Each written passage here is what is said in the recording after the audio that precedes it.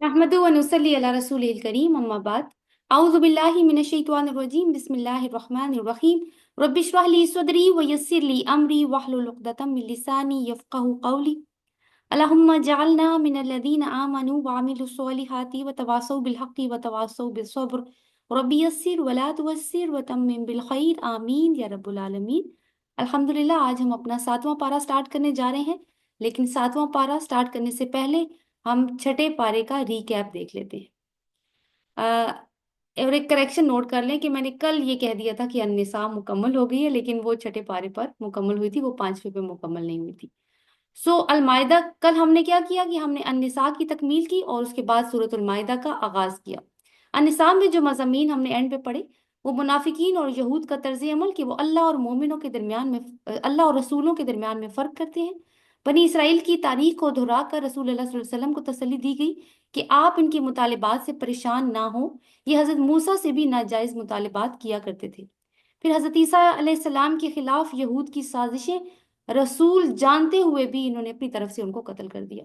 हज़रत मोहम्मद सल्लल्लाहु अलैहि वसल्लम पर वही का नजूल कोई नया अनोखा वाकया नहीं है, इनको बताया गया। इससे पहले के पैगंबरों पर भी वही आती रही है और यही अल्लाह ताला का निज़ाम है लोगों को हदायत देने का। फिर अहले नसारा को उनके गुमराह कुन अकायद दिखाए गए, यानी ईसा अलैहिस्सलाम की उलूहियत और तसलीस पर उनको वार्निंग दी गई, और ये जो गुलूव है जो ये किया करते हैं उसके ऊपर इनको वार्न किया गया। सब इंसानों को फिर आखिर में कुरान पर ईमान लाने की दावत दी गई, या अय्युहन्नास कह के। सूरतुल माइदा का आगाज हुआ, और आगाज ही कैसे हुआ? मीसाक और मुआहिदों की पाबंदी पर जोर दिया गया, क्योंकि इस सूरत में शरीयत के अहकामात तकमील की तरफ जा रहे हैं जो अल बकरा से स्टार्ट हुए थे। और शरीयत क्या होती है? बंदे और अल्लाह के दरमियान में एक मीसाक होता है। फिर दीन मुकम्मल होने की बशारत, शरई अहकामात की तकमील हम देख रहे हैं कि हो रही है। वजू का तरीका हमने देखा, हलाल हराम की तफसील फाइनली। और जिस तरह अब मुसलमानों से अहद लिया गया, अल्लाह ताला ने बताया कि बनी इसराइल से भी इसी तरह अहद लिया गया था, लेकिन उन्होंने तोड़ डाला। और हमें क्यों बता रहे हैं कि कहीं तुम भी ऐसा ना कर लेना। फिर किताब का मकसद क्या होता है? क्यों अल्लाह ताला किताब नाजिल करते हैं? सिर्फ इसलिए नहीं कि हम उसको तिलावत करें और उसको तिलावत करके किसी ऊंची जगह पे संभाल के रख दें। किताब का मकसद होता है कि इससे कानून साजी करना, ये कानून साजी की किताब है। और अपनी जिंदगी के छोटे बड़े फैसले इसी के मुताबिक करना। और जो लोग किताब से फैसले नहीं करते वो अल्लाह के नजदीक काफिर हैं, वो जालिम हैं और वो फासिक हैं। आज इंशाल्लाह हम अलमाइदा की तकमील करेंगे और अल अनाम का आगाज करेंगे 7वें पारे से। कल जो मजमून हम डिस्कस कर रहे थे, आज वहीं से बात जुड़ेगी आगे जाके। काइंडली प्लीज अपने माइक एक दफा फिर से देख लीजिए, जिनके ऑन हो गए हैं वो ऑफ कर दें। औज़ु बिल्लाहि मिनश शैतानिर रजीम बिस्मिल्लाहिर रहमानिर रहीम व इज़ा समिअू मा उनज़िला इला रसूली तरा अयुनहुम तफीदु मिनद्दम्इ मिम्मा अरफू मिनल हक़ यक़ूलून रब्बना आमन्ना फक्तुबना मअश शाहिदीन। सदक़ल्लाहुल अज़ीम। ये सूरह माइदा की आयत नंबर 83 है। जब वो इस कलाम को सुनते हैं, किसकी बात हो रही है? देखिए, आखिरी आयत की तरफ दोबारा जाएंगे जो कल हमने पढ़ी थी, सूरतुल माइदा की। और वो क्या था कि अहले ईमान की अदावत में कौन ज्यादा सख्त होंगे, यानी अहले ईमान के दुश्मन कौन होंगे? वो यहूद और मुशरिकीन होंगे। लेकिन इन अहले किताब में से जो मुसलमानों के करीब हो सकते हैं वो कौन हो सकते हैं? वो जो कहते हैं कि हम नसारा हैं।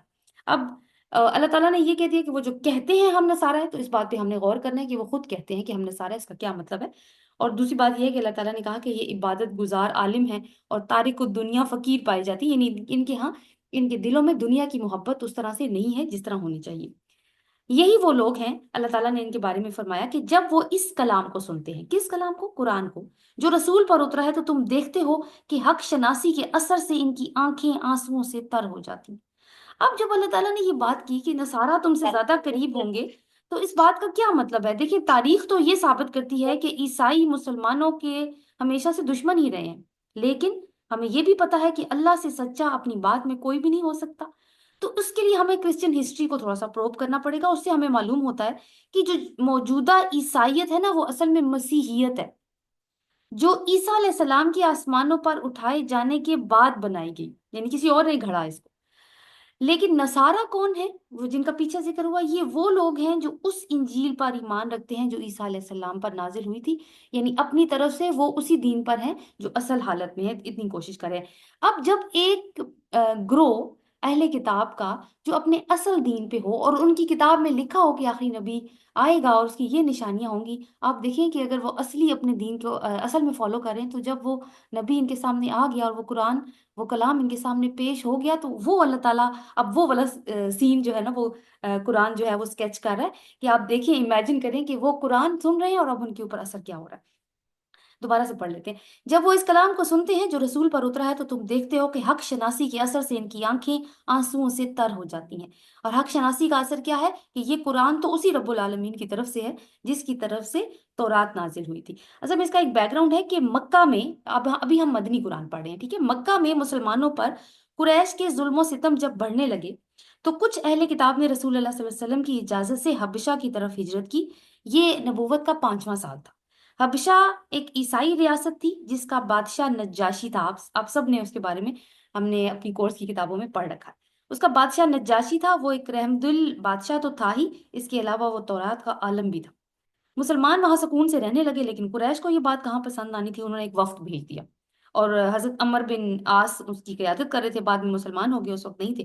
جا کے نجاشی کے درباریوں کو تحفے تحائف دیے تاکہ جب وہ دربار میں جا کے بات کریں تو ایک ان کو سپورٹ مل جائے، فیور مل جائے۔ بہرحال اب جب گئے ہیں اس کے دربار میں، نجاشی کے دربار میں، تو ان سے کہا کہ یہ بھگوڑے ہیں، یہ اپنا دین بدل کے یہاں پر آ گئے ہیں، بھاگ گئے ہیں، تو اب ہم ان کو واپس لینے آئے ہیں کیونکہ ان کی فیملیز بہت پریشان ہیں۔ تو نجاشی بڑا عقل مند بادشاہ تھا، اس نے ان کی بات کو سن کے صرف اسی پہ فیصلہ نہیں کیا، انہوں نے مسلمانوں کو بھی طلب کر لیا جو آئے ہوئے تھے۔ وہاں سے پھر کون گیا ہے مسلمانوں کی نمائندگی کرنے کے لیے؟ حضرت جعفر بن ابی طالب، حضرت علی رضی اللہ عنہ کے بھائی رضی اللہ عنہ، اور ان کو جعفر طیار بھی کہا جاتا ہے۔ تو وہ گئے، تو انہوں نے پوچھا کہ کیا بات ہوئی ہے، تو پھر حضرت جعفر طیار نے بتایا کہ ہم جاہل تھے، ہم بت پرست تھے، ہم شرک کیا کرتے تھے، قطع رحمی کرتے تھے، مردار کھاتے تھے، تو جب دین اسلام آیا تو اس نے ہمیں روشنی دکھائی، اب ہم یہ ہے کہ روشنی کی طرف آئے، ہم ایک اللہ کی عبادت کرتے ہیں، ہم شرک نہیں کرتے، وہ دین ہمیں صلہ رحمی کی ہدایات دیتا ہے۔ تو نجاشی جو ہے وہ مان گیا۔ اب حضرت عمر بن عاص کے لیے ظاہر ہے کہ یہ ایک بڑا سیٹ بیک تھا۔ اگلے دن عمر بن عاص دوبارہ دربار میں گئے اور کہا کہ یہ لوگ، آپ کو پتہ ہے کہ عیسیٰ علیہ السلام کے بارے میں کیا عقیدہ رکھتے ہیں؟ ذرا ان کو بلا کے پوچھے تو صحیح ان کو۔ اب کیا عقیدہ رکھتے تھے وہ ہم نے کل پڑھا ہے نا، تو لیکن وہ کن کے بارے میں پڑھا ہے؟ وہ مسیحیت والی بات تھی، لیکن یہ کون ہے؟ نصارہ۔ اور ہوا کیا؟ اب دوبارہ سے نجاشی نے پوچھا، ہاں جی بتائیں آپ کیا عقیدہ رکھتے ہیں؟ تو حضرت جعفر بن ابی طالب نے سورۃ مریم کی آیات تلاوت کی۔ جب انہوں نے یہ تلاوت سنی تو نجاشی اور اس کے درباری اتنا روئے کہ وہ پہچان گئے کہ یہ اللہ کا کلام ہے، اور بعد ازاں وہ اسلام بھی لے آئے۔ تو یہ اسی واقعے کا ایک اس آیت کا یہ بیک گراؤنڈ ہے۔ جب وہ ایمان لے، اب دیکھیں آنکھوں، اتنے جذباتی کیفیت ہے، ایمان کی وہ حالت ہے، خالی زبان سے کچھ نہیں بولا، آنکھوں سے آنسو نکل رہے ہیں، یعنی اس قدر ان کا ایمان جو ہے وہ تازہ ہوا اس چیز کو سن کے۔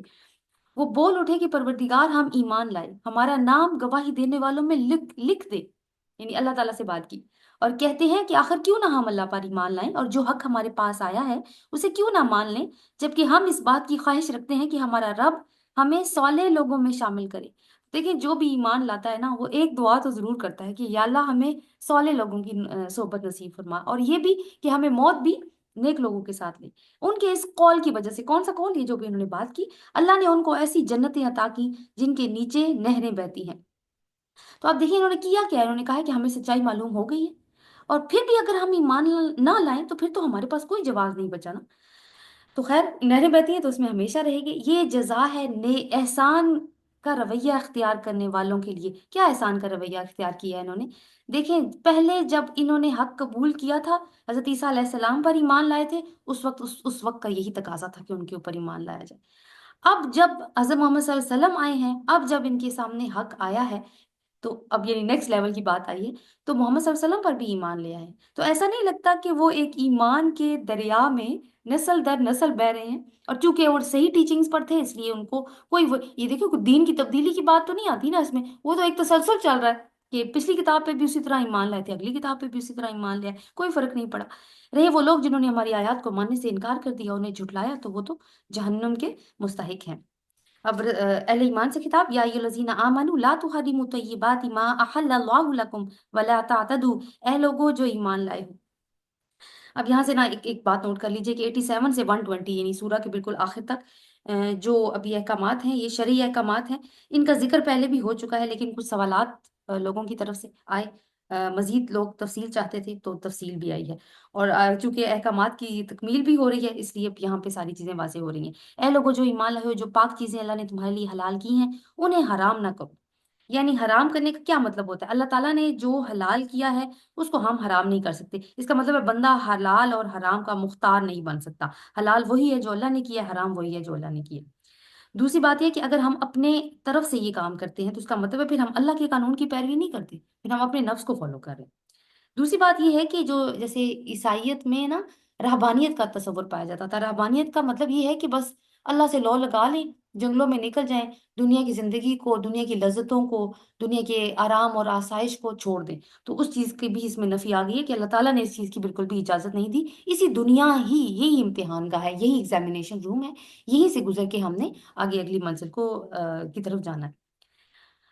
تو انہیں حرام نہ کر لو اور حد سے تجاوز نہ کرو، اللہ کو زیادتی کرنے والے سخت ناپسند ہیں۔ جو کچھ حلال اور طیب رزق اللہ نے تم کو دیا ہے اسے کھاؤ پیو، اور اس خدا کی نافرمانی سے بچتے رہو جس پر تم ایمان لائے ہو۔ یعنی پھر تقوی ہی کی دعوت ہے کہ نافرمانی اللہ کو پسند نہیں ہے، یہ نہیں کہ تم دنیا کی چیزوں کو اپنے اوپر حرام کر لو۔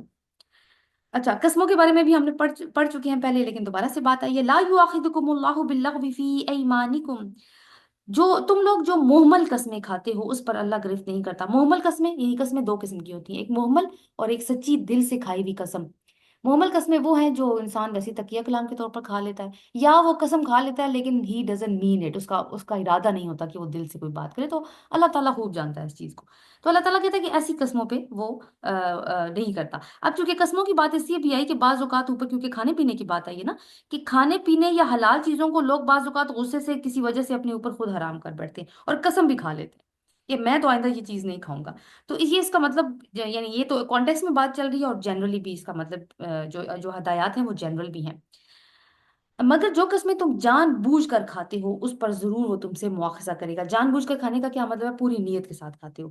اب وہ قسم اگر توڑنی پڑ جائے یا وہ تم نے خود توڑ دی ہے، ایک تو تم قسموں کی پاسداری کرو، اگر وہ تم نے توڑ دیا یا تم نے کسی غلط بات پہ قسم کھا لی تھی جس پہ قسم کھانی نہیں بنتی تھی، تو اب ظاہر ہے کہ تم توڑو گے کیونکہ اللہ کا حکم نہیں ہے۔ فار ایگزامپل کہ میں نے یہ کہہ دیا کہ میں آئندہ سے کبھی مالٹا نہیں کھاؤں گی، ایسی مثال کی بات ہے، اور میں اس پہ قسم کھا لوں تو یہ غلط قسم کھائی ہے نا میں نے، تو ایسی قسموں کو پھر توڑ بھی دینا چاہیے۔ اور دوسری بات ہے کہ دوسری طرح سے بھی اگر توڑیں تو اس کا آپ کفارہ کیا ہے؟ ایسی قسم توڑنے کا کفارہ یہ ہے کہ 10 مسکینوں کو وہ اوسط درجے کا کھانا کھلاؤ جو تم اپنے بال بچوں کو کھلاتے ہو، یا انہیں کپڑے پہناؤ، یعنی یا کھانا کھلاؤ یا پھر 10 مسکینوں کو کپڑے پہناؤ، یا ایک غلام آزاد کرو، اور جو اس کی استطاعت نہ رکھتا ہو، یعنی ان تینوں کی استطاعت نہ رکھتا ہو، وہ 3 دن کے روزے رکھے۔ یہ تمہاری قسموں کا کفارہ ہے جبکہ تم قسم کھا کر توڑ دو، اور اپنی قسموں کی حفاظت کیا کرو۔ یعنی مطلب یہ ہے کہ اللہ تعالیٰ دیکھیے ہمیں کیا ٹرین کر رہے ہیں کہ تو ہم امت وسط کی فرد ہے نا، اور ہمارا وہ معاہدہ کس کے ساتھ ہے؟ ہمارا میثاق تو اللہ تعالیٰ کے ساتھ ہے اس کی شریعت کے تھرو۔ تو یہ جو چھوٹے چھوٹے زندگی کے معاملات ہیں، اگر تم اس میں ہی کیجول ایٹیٹیوڈ دکھاؤ گے تو تم نے وہ بڑی جو اللہ تعالیٰ کے ساتھ جو تم نے وہ اتنا بڑا کمٹمنٹ کیا ہے، تم اس کو کیسے پورا کرو گے؟ تو اسی لیے be cautious all the time. اسی طرح اللہ اپنے احکام تمہارے لیے واضح کرتا ہے شاید کہ تم شکر ادا کرو، تو احکامات کے لیے شکر ہی ادا کرنا چاہیے اللہ تعالیٰ کا، جس نے ہمیں زندگی کی یعنی ایوری واک آف لائف اس نے ہمیں نصیحتیں کی ہیں۔ یا ایھا الذین آمنوا انما الخمر والمیسر والانصاب والازلام رجس من عمل الشیطان فاجتنبوہ لعلکم تفلحون۔ اے لوگوں جو ایمان لائے ہو، یہ شراب اور جوا، یہ آستانے اور پانسے، یہ سب گندے شیطانی کام ہیں، ان سے پرہیز کرو۔ اب دیکھیں کہ اور آگے اللہ تعالیٰ نے کہا ہے کہ امید ہے کہ تمہیں فلاح نصیب ہوگی۔ تو اس میں ایک بات تو نوٹ کر لیجئے کہ شراب کی حرمت کے سلسلے میں پہلے 2 احکامات ہم پڑھ چکے ہیں۔ البقرہ میں 219 نمبر آیت تھی، اور النساء میں 43۔ النساء میں اللہ نے کیا کہا تھا؟ جب تم نشے کی حالت میں ہو تو نماز کے قریب نہ جاؤ۔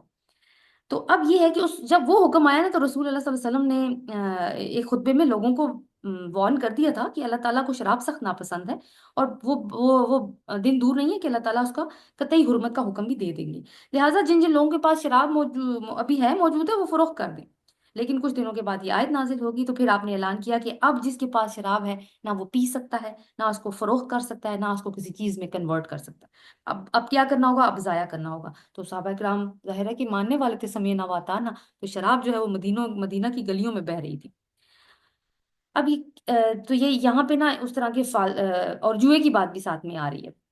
اللہ تعالیٰ نے کہا ہے کہ یہ کیا ہے؟ شیطانی گندے کام ہے، ان سے پرہیز کرو۔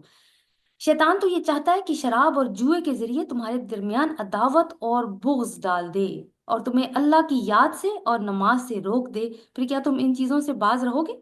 اب دیکھیں اللہ تعالیٰ کا انداز، کیا تم باز آتے ہو کہ نہیں آتے؟ اللہ اور اس کے رسول کی بات مانو اور باز آ جاؤ، لیکن اگر تم نے حکم عدولی کی تو جان لو کہ ہمارے رسول پر تو بس صاف صاف حکم پہنچا دینے کی ذمہ داری ہے۔ اب دیکھیے اللہ تعالیٰ نے دو چیزوں کا ذکر کیا ہے۔ آستانے کیا ہوتے ہیں؟ یعنی وہ استھان جہاں پہ جا کے قربانیاں کی جاتی ہیں۔ اور پانسے کیا ہوتے ہیں؟ فال کے تیر ہوا کرتے تھے اس زمانے میں، نہیں فال نکالنا، یہ کام ہوگا یہ کام نہیں ہوگا۔ اسی طرح میں نے آپ کو بتایا تھا کہ جیسے نجومیوں کے پاس جانا یا ہاروسکوپ یا وہ طوطے والا کام، وہ سب پانسے اس کے اندر آ جائیں گے۔ تو شراب اور جوا عام طور پر نا ایک پورا پیکج ہوتا ہے، یہ اکٹھا ہی ہوا کرتا ہے۔ شراب سے کیا ہوتا ہے؟ عقل ماری جاتی ہے، اوپر سے آپ جوا بھی کھیل رہے ہیں، تو جو بندہ ہارے گا وہ کیا کرے گا؟ وہ اس کے دوسرے کے ساتھ کیسے جذبات ڈیولپ ہوں گے؟ جھگڑا ہوگا، پھر کیا ہوگا کہ رشتے کٹیں گے، فساد ہوگا، آپسی دشمنی آئے گی۔ اور اس نقصان کے بعد جو رحمی رشتے کٹ گئے، جو معاشرے میں لوگوں کے تعلقات کٹے، اس کے بعد ایمان کا بھی نقصان ہونا شروع ہو جاتا ہے۔ وہ کیا ہے نقصان؟ اللہ تعالیٰ نے کیا کہا ہے؟ وہ تمہیں اللہ کی یاد سے اور نماز سے روک دیتی ہیں۔ ویسے تو انسان کو ہر وقت اپنے رب کو یاد کرنا چاہیے، لیکن اگر ایسا نہیں کرا تو کم از کم منیمم لیول تو یہ نا کہ نماز میں تو کرے گا نا، لیکن وہ بھی ختم ہو جاتا ہے۔ اب ویسے آپ دیکھیں کہ دن میں 5 دفعہ اگر ہم نماز ادا کریں تو وہ انسان کو گمراہ ہونے سے روکتی ہیں، لیکن شرابی اور جواری کا زیادہ وقت کدھر گزر رہا ہے؟ وہ تو اس کا تو سارا وقت وہیں پہ جا رہا ہے۔ تو شیطان جو ہے نا، وہ یہ چیزیں انسانوں کے دلوں کو لائک ان کے لیے مزین کرتا ہے، ان کا انٹرسٹ اس میں ڈیولپ کرتا ہے، یعنی ان کو زیب و زینت کی دنیا تک لے جاتا ہے کہ تم بس پلیئر سیکنگ بنے رہو۔ پھر شیطان جو ہے نا انسانوں کے دلوں کو جاگنے ہی نہیں دیتا۔ اور یہ کیوں کرتا ہے؟ دیکھیں شیطان کا چیلنج ہے، ہم نے النساء میں بھی یہ بات پڑھی ہے، مگر یہاں پہ کھل کے سامنے آئی کہ اس نے چیلنج دیا تھا کہ میں ضرور تیرے بندوں میں سے حصہ لے کر آؤں گا۔ اب وہ کیسے اپنے پلان پر عمل کرتا ہے، اس کی یہ مثال یہاں پر آ رہی ہے۔ تو کیا ہے کہ آج ہم لائک اس طرح کے کیسز سنتے ہیں کہ اس طرح سے مسلمانوں کے اندر بھی اس طرح سے چیزیں ہو رہی ہیں۔ تو ہمیں تو کیئرفل رہنے کی ضرورت ہے، کیونکہ ہم وہ لوگ ہیں جو میثاق کے ساتھ بندھے ہیں۔ جو لوگ ایمان لے آئے اور نیک عمل کرنے لگے، انہوں نے پہلے جو کچھ کھایا پیا تھا اس پر کوئی گرفت نہیں ہوگی، بشرطے کہ وہ آئندہ ان چیزوں سے بچے رہیں جو حرام ہے۔ یعنی حکم آنے سے پہلے تم جو کچھ بھی کرتے رہے ہو اللہ تعالیٰ اس کو معاف کر دے گا، لیکن اب حکم آ گیا، اب تم نے جان بھی لیا ہے، اب جو کچھ تم کرو گے پھر ظاہرہ اس پہ مواخذہ ہوگا، بشرطے کہ وہ آئندہ ان چیزوں سے بچے رہیں، نمبر 1 جو حرام کی گئی ہیں، اور ایمان پر ثابت قدم رہیں۔ یعنی پھر یہ نہیں کہ پھر دوبارہ سے ان چیزوں کو دیکھیں جو بڑی پسند تھی زندگی میں کبھی اور اب چھوڑنی پڑ رہی ہیں، تو اب ان کے اوپر دوبارہ نہیں جانا اور اچھے کام کریں۔ اور یعنی اچھے کام کریں گے تو کیا ہوگا؟ دھیان بھی بٹے گا۔ پھر جس چیز سے روکا جائے اس سے رکے، اور جو فرمان الہی ہو اسے مانے، تقوی کے ساتھ نیک رویہ رکھیں، اللہ احسان کرنے والوں کو پسند کرتا ہے۔ تو فرمانبردار لوگوں کی اللہ تعالیٰ نے یہاں پہ ہمیں 3 نشانیاں بتا دی ہیں۔ یا ایھا الذین آمنوا لیبلونکم اللہ بشیء من الصید تنالہ ایدیکم ورماحکم لیعلم اللہ من یخافہ بالغیب، یہ آیت نمبر 94 ہے۔ اے لوگوں جو ایمان لائے ہو، اللہ تمہیں اس شکار کے ذریعے سے سخت آزمائش میں ڈالے گا جو بالکل تمہارے ہاتھوں اور نیزوں کی شکل میں ہوگی۔ یہ کہاں پہ حکم آیا تھا کہ شکار کب نہیں کرنا؟ جب حالت احرام میں ہوگے۔ اللہ تعالیٰ نے کہا کہ حالت احرام میں جب تم جا رہے ہوگے حج کرنے، عمرہ کرنے، تو اللہ تعالیٰ تمہاری سخت آزمائش کرے گا، ایسے کہ تم جنگلوں سے گزر رہے ہوگے اور جو انعام کی صورت کے حلال جانور ہیں وہ تمہارے ہاتھوں کی زد میں یعنی تم ہاتھوں سے بھی پکڑ سکو گے، تم نیزہ مار کے بھی ان کو پکڑ سکو گے، اتنا آسان ہوگا تمہارے لیے وہ کرنا۔ یہ دیکھنے کے لیے کیوں آزمائے گا؟ یہ دیکھنے کے لیے کہ تم میں سے کون اس سے غائبانہ ڈرتا ہے۔ وہ سبت والی بات آپ کو یاد ہے نا کہ وہ مچھلیاں کیسے سطح سمندر پر آ کر لوگوں کو دعوت دیا کرتی تھیں کہ آؤ ہمیں پکڑ لو، یہی بات تھی نا اس میں۔ تو اللہ تعالیٰ نے آزمائش وہاں پہ رکھی ہوئی تھی، یہ بھی ویسی ہی آزمائش ہے، لیکن اللہ تعالیٰ چیک کیا کر رہے ہوتے ہیں کہ کون غائبانہ ڈرتا ہے۔ پھر جس نے اس تنبیہ کے بعد اللہ کی مقرر کی ہوئی حد سے تجاوز کیا، اس کے لیے سخت سزا ہے۔ اے لوگوں جو ایمان لائے ہو، احرام کی حالت میں شکار نہ مارو، ٹھیک ہے؟ یعنی جیسے میں نے آپ کو پہلے بتایا کہ خود بھی شکار نہیں مار سکتے جب تک محرم ہے، یعنی حالت احرام میں، دوسری کسی دوست کو بھی نہیں بتا سکتے جو خود حالت احرام میں ہے کہ دیکھو وہ شکار جا رہا ہے تو تم پکڑ لو۔ اگر تم میں سے کوئی جان بوجھ کر ایسا کرے گا تو جو جانور اس نے مارا ہوگا اس کے ہم پلہ ایک جانور اسے مویشیوں میں سے نظر کرنا ہوگا، جس کا فیصلہ تم میں سے 2 عادل آدمی کریں گے۔ فار ایگزامپل تم نے نیل گائے کا شکار کر لیا حالانکہ تم حالت احرام میں تھے، اب اس کا کفارہ ہوگا، اور وہ کفارہ کیا ہے کہ اپنے گھر میں دیکھو، آس پاس نظر دوڑاؤ، جو تمہیں مویشیوں میں سے نیل گائے جیسا جانور نظر آ رہا ہے. نیل گائے تو اب جنگل میں ہی ہوتا ہے نا، گھروں میں تو نہیں پالا جاتا. فار ایگزامپل تمہیں اس کی حیت کی، اس کی شکل کی، اس کے ویٹ کی گائے نظر آ رہی ہے اپنے گھر میں، تو تم اس کو قربان کرو گے. اور اس کا فیصلہ کون کرے گا؟ ظاہر ہے تم فیصلہ نہیں کرو گے، اپنی سوسائٹی کے کچھ ایمان والے نیک لوگ جن کی اچھی شہرت ہو، وہ ایماندار ہوں، ان کے پاس جاؤ جو دین کا علم بھی رکھتے ہو، اور ان سے اس بات کا فیصلہ کراؤ کہ میں نے غلطی سے یہ شکار مجھ سے ہو گیا جانور کا، اب میں کیا کفارہ ادا کروں. اور پھر جب وہ ہو جائے، وہ ذبح ہو جائے جانور، تو یہ نذرانہ کعبہ پہنچایا جائے گا. اگر ایسا نہیں کرنا یا نہیں، تو اس گناہ کے کفارہ میں چند مسکینوں کو کھانا کھلانا ہوگا، یا اس کے بقدر روزے رکھنے ہوں گے تاکہ وہ اپنے کیے کا مزہ چکھے. پہلے جو ہو چکا اسے اللہ نے معاف کر دیا، لیکن اب اگر کسی نے اس حرکت کا اعادہ کیا تو اس سے اللہ بدلہ لے گا. اللہ سب پر غالب ہے اور بدلہ لینے کی طاقت رکھتا ہے. یعنی احکامات آنے کے بعد مسلمانوں اب کوئی گنجائش نہیں بچی انکار کی. تمہارے لیے سمندر کا شکار اور اس کا کھانا حلال کر دیا گیا ہے. جہاں تم ٹھہرو وہاں پہ بھی اسے کھا سکتے ہو، اور قافلے کے لیے زیادہ راہ بھی بنا سکتے ہو. البتہ خشکی کا شکار جب تک تم احرام کی حالت میں ہو تم پر حرام ہے. بس اس اللہ کی نافرمانی سے بچو جس کی پیشی میں تم سب کو گھیر کر حاضر کیا جائے گا. سو احرام کی حالت میں کون سا شکار حلال ہے؟ وہ سمندر کا شکار ہے. کچھ لوگ جیسے جائیں گے کعبہ کی طرف حج کرنے یا عمرہ کرنے، اور وہ احرام باندھے ہوئے ہوں گے، لیکن وہ کس ٹرانسپورٹ کو اختیار کر رہے ہیں؟ وہ سمندر کی ٹرانسپورٹ کو، یعنی کشتی یا بحری جہاز سے جا رہے ہیں. اب کشتی اور بحری جہاز میں یہ ہے کہ خشکی میں تو آپ ٹریول کر رہے ہو تو جگہ جگہ پہ کچھ نہ کچھ بستیاں نظر آ جاتی تھی پہلے، تو وہاں سے کھانے پینے کی چیزیں مل جاتی تھی. لیکن سمندر میں تو یہ کام نہیں ہو سکتا. وہاں تو کوئی کوئی بستی راستے میں یا کوئی وہ قیامت تو عام نہیں ملتا. تو اب کیا ہے کہ وہاں پہ مچھلی پکڑ سکتے ہیں، اس کو کھا سکتے ہیں، اور اپنے ساتھ لے کے بھی جا سکتے ہیں. جعل اللہ الکعبۃ البیت الحرام قیاما للناس والشہر الحرام والہدی والقلائد. آیت نمبر 97. اللہ نے کعبہ کو، یعنی جو محترم مکان ہے، اللہ نے کعبہ کو لوگوں کے لیے قیام کا ذریعہ بنایا ہے. اب اس بات کو آپ نے یاد رکھنا ہے، قیام کا ذریعہ. اور ماہ حرام اور قربانی کے جانوروں اور پٹے والے جانوروں کو بھی، تاکہ تمہیں معلوم ہو کہ اللہ آسمان اور زمین کے سب حالات سے باخبر ہے اور اسے ہر چیز کا علم ہے. دیکھیں کعبہ کوئی کوئی حضرت ابراہیم علیہ السلام کے دور سے ہے، اور وہی تب سے ہی حج اور عمرے کا سلسلہ جاری ہے. تو جب حج ہوتا تھا تو حج کے دنوں میں عرب میں نا خوب تجارت ہوتی تھی، پھر قربانی کے جانوروں کی خرید و فروخت بھی ہوتی تھی. تو وہ علاقہ جو بے آب و گیا وادی ہے، جہاں پہ کچھ نہیں اگتا، تو وہاں پہ کیا ہے کہ لوگوں کے قیام یعنی ان کے زندگی گزارنے کا ذریعہ کیا بنا ہوا ہے؟ یہ کعبہ. نہ صرف یہ کہ ایک ریلیجیس سینٹر ہے، بلکہ لوگوں کے لیے ایک آمدنی کا ذریعہ بھی بنا ہوا ہے. اسی سے معیشت چل رہی ہے پورے اس علاقے کی، اور آج تک بھی یہی حال ہے دیکھا جائے تو اللہ تعالیٰ کو معلوم تھا کہ تمہیں اس صحرائی علاقے میں کس طرح زندہ رکھنا ہے اور تمہاری ضرورتوں کو کس طرح پورا کرنا ہے. اسے ہر چیز کا علم تھا. خبردار ہو جاؤ، اللہ سزا دینے میں بھی سخت ہے، اور اس کے ساتھ بہت درگزر اور رحم بھی کرنے والا ہے. رسول پر تو صرف پیغام کو پہنچا دینے کی ذمہ داری ہے، آگے تمہارے کھلے اور چھپے سب حالات کا جاننے والا اللہ ہے. تو بار بار اللہ تعالیٰ یہ کہہ رہے ہیں کہ رسول پر تو پہنچا دینے کی ذمہ داری تھی. دیکھو تمہیں احکامات پہنچا دیے گئے، اب آگے سے رسپانسبلٹی تم نے اٹھانی ہے. قل لا يستوي الخبيث والطيب ولو اعجبك كثرة الخبيث. اے پیغمبر ان سے کہہ دو پاک اور ناپاک بہرحال ایک جیسے نہیں ہو سکتے، خواہ ناپاک کی کثرت تمہیں کتنا ہی فریفتہ کرنے والی ہو، یعنی کتنا ہی تمہیں امپریس کرنے والی ہو. بس اے لوگوں جو عقل رکھتے ہو، اولو الالباب، دیکھیں پھر وہی لفظ ہے، فتقوا اللہ، تو اللہ کا تقوی اختیار کرو، یا اولو الالباب، اے ہوش مندو یا عقل مندو، لعلکم تفلحون، تاکہ تم فلاح پاؤ.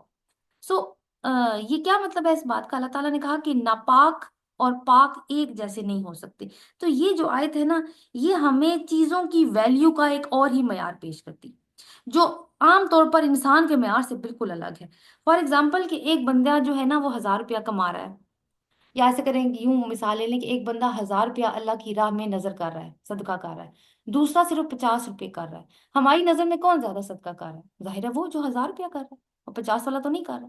لیکن اللہ کی نظر میں کیا چیز ویلیو کر رہی ہے کہ یہ حلال طریقے سے کون سا رزق کمایا گیا ہے. تو اللہ کے نزدیک وہ 50 روپے ویلیو رکھیں گے، اور اس 1000 کی کوئی ویلیو نہیں ہوگی، وہ زیرو سے ملٹیپلائی ہو جائیں گے.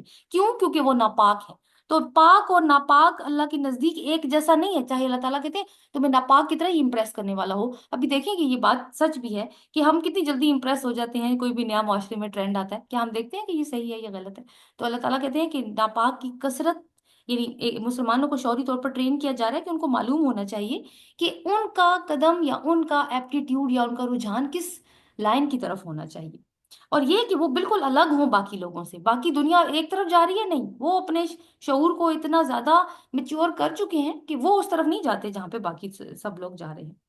اب کچھ مزید احکامات جو ہمیں ٹرین کرنے کے لیے آ رہے ہیں۔ یا ایھا الذین آمنوا لا تسألوا عن اشیاء ان تبد لکم تسؤکم، اے لوگوں جو ایمان لائے ہو ایسی باتیں نہ پوچھا کرو جو تم پر ظاہر کر دی جائیں تو تمہیں ناگوار ہوں، لیکن اگر تم انہیں ایسے وقت پوچھو گے جبکہ قرآن نازل ہو رہا ہو تو وہ تم پر کھول دی جائیں گی۔ اب تک جو کچھ تم نے کیا اسے اللہ نے معاف کر دیا، وہ درگزر کرنے والا اور بردبار ہے۔ تم سے پہلے ایک گروہ نے اسی قسم کے سوالات کیے تھے، پھر وہ لوگ انہی باتوں کی وجہ سے کفر میں مبتلا ہو گئے۔ اور وہ ظاہر ہے وہ کون ہے؟ بنی اسرائیل۔ وہ جو گائے کا واقعہ ہم نے پڑھا ہے وہ کافی ہے اس بات کو سمجھنے کے لیے۔ سو irrelevant کوشچن مت کرو، یا بال کی کھال مت ادھیڑنے کی کوشش۔ اللہ نے ایک سیدھا سیدھا حکم دے دیا ہے، اس کی بال کی کھال نہ ادھیڑو کہ چیزوں کو تم اپنے لیے مشکل بنا لو۔ اس کے اوپر ایک واقعہ ہے رسول اللہ صلی اللہ علیہ وسلم سے۔ کسی نے پوچھا کہ یا رسول اللہ کیا ہر سال حج فرض ہے؟ رسول صلی اللہ علیہ وسلم نے جواب نہیں دیا۔ ان صاحب نے دوبارہ یہی بات پوچھی، پھر رسول صلی اللہ علیہ وسلم نے جواب نہیں دیا۔ جب تیسری بار پوچھا تو رسول اللہ صلی اللہ علیہ وسلم نے کہا اگر میں کہہ دوں ہاں تو ہو جائے گا، تو کیوں تم ان چیزوں کے پیچھے پڑتے ہو؟ اگر اللہ تعالیٰ نے تمہیں آسانی دی ہے، بس یہ کہہ دیا ہے کہ تم پر حج فرض کیا گیا ہے، تو بس تم اس کو اسی لیول پہ لو جہاں تک، جس لمٹ تک اللہ تعالیٰ نے بات کی ہے۔ کیونکہ زیادہ چیزوں کو مشکل بناؤ گے تو وہ دین تمہارے لیے وہ ویسی گائے بن جائے گا جو بنی اسرائیل کی گائے تھی، جو ملتی ہی نہیں تھی پھر ان کو۔ اب کچھ تہمات ہیں جو کہ عرب کے جاہلی معاشرے میں پائی جاتی تھی، اور وہ کیا ہیں؟ وہ انعام کو لے کر ہیں، یعنی جانوروں کو لے کے، مویشی جانوروں کو لے کے۔ ما جعل اللہ من بحیرۃ ولا صاحبۃ ولا وسیلۃ والحام، اللہ نے نہ کوئی بحیرہ مقرر کیا ہے، نہ صائبہ، نہ وسیلہ اور نہ حام، مگر یہ کافر اللہ پر جھوٹی تہمت لگاتے ہیں اور ان میں سے اکثر بے عقل ہیں۔ یعنی کافر یہ کہتے ہیں کہ انہوں نے کافروں نے جو انعام ہیں، جو مویشی ہیں، جو انسانوں کے فائدے کے لیے پیدا کیے گئے ہیں، ان کے اندر کچھ کیٹیگریز بنائی ہوئی ہیں، اور ان کیٹیگریز کو کہتے ہیں کہ ہم جو بھی کر رہے ہیں وہ اللہ کے حکم کے مطابق کر رہے ہیں۔ کیا کیٹیگریز ہیں؟ بحیرہ، بحیرہ ایک ایسی اونٹنی ہوتی تھی جو 5 بچے پیدا کرتی تھی اور آخری دفعہ نر پیدا کرتی تھی۔ جب ایسا ہو جاتا تھا تو اس کو بس بتوں کے نام پہ کان چیرا، بتوں کے نام پہ چھوڑ دیا، اب وہ جہاں مرضی جائے، جس کھیت کو تباہ کرے کوئی کچھ نہیں کہہ سکتا۔ صائبہ، جس اونٹ یا اونٹنی کو نظر کرنے کے لیے مان لیا جائے۔ وسیلہ کون ہوتا تھا؟ بکری جو جڑواں بچے پیدا کرے، نر اور مادہ دونوں، اور نر کو بتوں کے لیے چھوڑ دیا جائے، وہ جو نر بچہ ہوتا تھا وہ وسیلہ کہلاتا تھا۔ حام، وہ بوڑھا اونٹ جس کا پوتا سواری کے قابل ہو جائے۔ تو ان سب کو ان ایسی سچویشن میں وہ کہتے تھے اللہ تعالیٰ نے ہمیں یہ حکم دیا، ہم کیونکہ شریعت ابراہیمی پر ہے تو یہ اللہ کا حکم ہے کہ جب جانور یہ والے ان سچویشنز کو پہنچ جائیں تو ان کو اللہ تعالیٰ کے نام پہ چھوڑ دو۔ تو اللہ تعالیٰ نے کیا کہا ہے؟ ان میں سے اکثر بے عقل ہیں، کیونکہ ایسا تو اللہ تعالیٰ نے کوئی قانون نہیں کیا۔ مویشی کیا ہے؟ انسانوں کے فائدے کے لیے، اور جب ان سے کہا جاتا ہے کہ آؤ اس قانون کی طرف جو اللہ نے نازل کیا ہے اور پیغمبر کی طرف، تو وہ جواب دیتے ہیں ہمارے لیے تو بس وہی طریقہ کافی ہے جس پر ہم نے اپنے باپ دادا کو پایا۔ کیا یہ باپ دادا ہی کی تقلید کیے جائیں گے خواہ وہ کچھ نہ جانتے ہوں اور صحیح راستے کی انہیں خبر ہی نہ ہو؟ تو فرمایا اصل میں بات کیا ہے کہ اپنی عقل سے بھی کبھی تم نے اپنے ریلیجن کو کوشچن کیا ہے کہ یہ کیوں ہو رہا ہے؟ اور آپ دیکھیں کہ شرک میں کیا دلیل ہے شرک کی، لیکن کتنے کتنے سائنٹسٹ ہیں اور کتنے کتنے بڑے بڑے عالم لوگ ہیں، دنیا میں بڑا نام پیدا کیا ہے انہوں نے ایجوکیشن کی فیلڈ میں اور فلسفی کی فیلڈ میں، لیکن مشرک، کیا کبھی سوچا انہوں نے دین کے بارے میں اپنے؟ نہیں، بس کیا ہے، یہ شروع سے چلتا آ رہا ہے اس لیے ہم اس کو اس طرح فالو کریں گے۔ اے لوگوں جو ایمان لائے ہو اپنی فکر کرو، کسی دوسرے کی گمراہی سے تمہارا کچھ نہیں بگڑتا، اگر تم خود راہ راست پر ہو اللہ کی طرف تم سب کو پلٹ کر جانا ہے، پھر وہ تمہیں بتا دے گا کہ تم کیا کرتے رہی ہو۔ تو کچھ لوگوں نے جب یہ اس آیت کی، حضرت ابوبکر صدیق نے لوگوں سے کہا کہ لوگوں تم اس آیت کو غلط سمجھتے ہو، تم سمجھتے ہو بس اپنی اپنی فکر کرنی ہے دین میں، حالانکہ ایسی کوئی بات نہیں ہے۔ کیوں نہیں ایسی بات؟ کیونکہ کنتم خیر امۃ اخرجت للناس تامرون بالمعروف وتنہون عن المنکر، یہ اصول تو اللہ تعالیٰ دے چکی ہے نا کہ تم وہ بہترین امت ہو جو لوگوں کے لیے برپا کی گئی ہے، جو نیکی کا حکم دیتے ہو اور برائی سے روکتے ہو۔ تو برائی سے روکنا اور نیکی کا حکم دینا تو مسلمان کے اوپر، ہر مسلمان کے اوپر فرض ہے، یہ اس کی زندگی کا مقصد ہے۔ یہاں پہ جو بات ہو رہی ہے نا اپنی اپنی فکر کرو، ہوتا کیا ہے؟ بس ایک مثال دوں گی کہ جیسے اکٹھے نماز پڑھیں، ایک لائن میں جماعت ہو رہی ہے، ساری نماز پڑھیں، ایک صاحب جو ہے وہ جیسی نماز جیسی سلام پھیرتے ہیں ساتھ والے کو کہتے ہیں بھائی جان آپ نے صحیح نماز نہیں پڑھی، ٹھیک ہے؟ تو بندہ ان سے پوچھے بھائی جان آپ اپنی نماز میں کیا کر رہے تھے جو آپ کو یہ پتہ لگ رہا تھا کہ میں کیا کر رہا تھا اپنی نماز میں؟ یعنی دوسروں کے عیبوں کے اوپر، دوسروں کے عقائد کے اوپر نظر رکھنا صرف نکتہ چینی کرنے کے لیے، تو اللہ تعالیٰ نے یہ کام تمہارا نہیں ہے، ایسے نہ کرو۔ اے لوگوں جو ایمان لائے ہو، جب تم میں سے کسی کی موت کا وقت آ جائے، وہ وصیت کر رہا ہو، تو اس کے لیے وصیت کا نصاب یہ ہے کہ تمہاری جماعت میں سے دو صاحب عدل آدمی گواہ بنائے جائیں۔ اگر تم سفر کی حالت میں ہو اور وہاں موت کی مصیبت پیش آ جائے، تو غیر لوگوں میں سے ہی دو کو گواہ بنا لو۔ پھر اگر کوئی شک میں پڑ جائے تو نماز کے بعد دونوں گواہوں کو مسجد میں روک لو، اور خدا کی قسم کھا کر کہیں کہ ہم کسی ذاتی فائدے کے عوض شہادت بیچنے والے نہیں ہیں، اور خواہ کوئی ہمارا رشتہ دار ہی کیوں نہ ہو۔ کیا مطلب ہے اس بات کا؟ کہ جب تمہیں موت کا وقت آ جائے، تمہیں پتا ہو کہ بس میں اب مرنے والا ہوں، ایسا ایسا ہو جائے، تو تم نے وصیت کرنی ہے، ٹھیک ہے؟ اور وصیت کرنے کے لیے کیا ہے کہ اپنی اس کے اوپر دو آدمی گواہ بنانے، اپنوں میں سے، مسلمانوں میں سے۔ لیکن فار ایگزامپل تم مال تجارت لے کر کہیں جا رہے ہو، تمہارے پاس مال ہے بہت زیادہ اب، اور تمہیں پتہ لگ رہا ہے کہ تمہاری موت آنے والی ہے، تو پھر تم کیا کرو، تم پھر وہ مسلمان کمیونٹی نہیں ہے تو غیر مسلم میں سے بھی تم دو گواہ بنا سکتے ہو۔ لیکن اگر مسلم ہے اور تمہیں شک ہے کہ پتہ نہیں یہ کیا کریں گے میرے مرنے کے بعد، میرا سامان گھر پہنچائیں گے یا میری وصیت جو میں کر رہا ہوں میرے گھر والوں کو دیں گے یا نہیں دیں گے، تو پھر مسجد میں روک کر ان سے گواہی لے لی جائے۔ اب غیر مسلموں کو تو مسجد کا کوئی احترام نہیں ہوگا، تو ان کی جو عبادت گاہیں ہیں یہ کام ادھر بھی ہو سکتا ہے، تو وہ کیا شہادت دیں گے کہ ہم کبھی بھی اس جو آپ نے وصیت کی ہے ہم اس کو چینج نہیں کریں گے، خواہ ہمیں کتنا ہی کوئی فائدہ کیوں نہ ہو، اور نہ خدا واسطے کی گواہی کو ہم چھپانے والے ہیں۔ آپ دیکھیں یہ وہی والی بات ہے کہ وہ کونوا قوامینا، جو اللہ تعالیٰ نے کہا کہ کھڑے ہو جاؤ انصاف کے علمبردار بن کر۔ اگر ہم نے ایسا کیا تو گناہ گاروں میں شمار ہوں گے، لیکن اگر پتہ چل جائے، اب پتہ یعنی بات وہی ہوگی جس کا ڈر تھا، لیکن اگر پتہ چل جائے کہ ان دونوں نے اپنے آپ کو گناہ میں مبتلا کر لیا ہے، تو پھر ان کی یعنی گناہ میں مبتلا کر لیا کا کیا مطلب ہے؟ انہوں نے خیانت کر دی ہے، وصیت بدل دی ہے انہوں نے، مال چھپا لیا ہے انہوں نے، تو پھر ان کی جگہ دو اور شخص جو ان کی بنسبت شہادت دینے کے لیے اہل تر ہوں، ان لوگوں میں سے کھڑے ہوں جن کی حق تلفی ہوئی ہے۔ کون؟ وارث۔ اب وارثوں میں سے دو لوگ کھڑے ہوں گے، نہیں بھائی ہمارے باپ کے سامان میں تو یہ کچھ بھی تھا اور ہم اس کی قسم کھاتے ہیں، اب ان کی جگہ پہ وہ شہادت دیں گے۔ کیسے؟ وہ خدا کی قسم کھا کر کہیں گے کہ ہماری شہادت ان کی شہادت سے زیادہ برحق ہے، ہم نے اپنی گواہی میں کوئی زیادتی نہیں کی، اور اگر ہم ایسا کریں گے تو ہم ظالموں میں سے ہوں گے۔ تو اللہ تعالیٰ نے کہا ہے کہ یہ طریقہ اختیار کیا جائے گا، اور اس طریقے سے زیادہ توقع کی جا سکتی ہے کہ لوگ ٹھیک ٹھیک شہادت دیں گے، یعنی گواہی دیں گے، یا کم از کم اس بات کا خوف کریں گے کہ ان کی قسموں کے بعد دوسری قسموں سے کہیں ان کی تردید نہ ہو جائے، یعنی بھرے بازار پہ تو انسلٹ ہو جائے گی کہ لوگ ان کے اوپر ان کی ریپوٹیشن خراب ہوگی، لوگ ان کے اوپر ٹرسٹ ہی نہیں کریں گے۔ تو یہ یعنی آپ دیکھیں کہ ٹھیک شہادت دینا، اور پھر یہ بھی ایک جو وصیت کسی نے کی ہے that is also a kind of agreement, جو کہ آگے آپ نے پہنچانا ہے اسی طرح سے۔ اب جو ہے وہ قیامت کا نقشہ، یوم یجمع اللہ الرسل فیقول ماذا اجبتم قالوا لا علم لنا انک انت علام الغیوب۔ یہ اس کو اگر ہم امیجن کریں گے نا، اپنی اپنی ذہن کی آنکھ سے دیکھیں گے کہ وہ جو اللہ تعالیٰ کی عدالت لگی ہے یوم محشر وہ کیسی ہے، تو تب ہم بات کو صحیح سمجھ سکیں گے۔ اب چونکہ گواہی کا ذکر ہوا، تو گواہیوں کا دن کون سا ہے؟ وہی آخرت کا دن، جس روز اللہ سب رسولوں کو جمع کرے گا اور پوچھے گا تمہیں کیا جواب دیا گیا۔ یعنی تم نے اللہ کا دین جب پہنچایا تھا لوگوں کو، سارے رسولوں سے اللہ تعالیٰ اکٹھا بلا کے پوچھیں کہ تمہیں تمہاری قوم نے کیا جواب دیا۔ سن کون رہا ہے؟ ساری قومیں کھڑی ہوئی سن رہی ہیں۔ تو وہ عرض کریں گے ہمیں کچھ علم نہیں، آپ ہی تمام پوشیدہ حقیقتوں کو جانتے ہیں۔ یعنی ایک تو یہ کہ وہ ہیبت اور ہولناکی اتنی زیادہ ہوگی اس دن کی کہ وہ اس کی وجہ سے گھبرا جائیں گے۔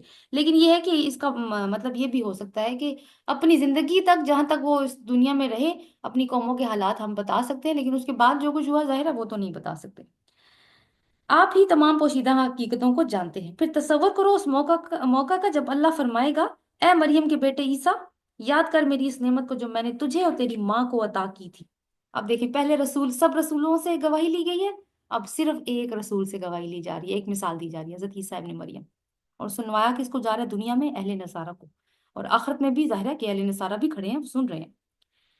میں نے روح پاک سے تیری مدد کی، تو گہوارے میں بھی لوگوں سے بات کرتا تھا، یعنی پنگوڑے میں بھی، اور بڑی عمر کو پہنچ کر بھی میں نے تجھ کو کتاب اور حکمت اور تورات اور انجیل کی تعلیم دی۔ تو میرے حکم سے مٹی کا پتلا پرندے کی شکل کا بناتا تھا، اس میں پھونک مارتا تھا اور میرے حکم سے پرندہ بن جاتا تھا۔ بِإِذْنِ اللہ، بِإِذْنِ یہ الفاظ نوٹ کرنے ہیں، کیونکہ بات وہی ہے کہ ایک رسول جو بھی معجزات دکھاتا ہے وہ اللہ کے اذن سے ہوتے ہیں، وہ اپنی مرضی سے نہیں کر سکتا یہ کام۔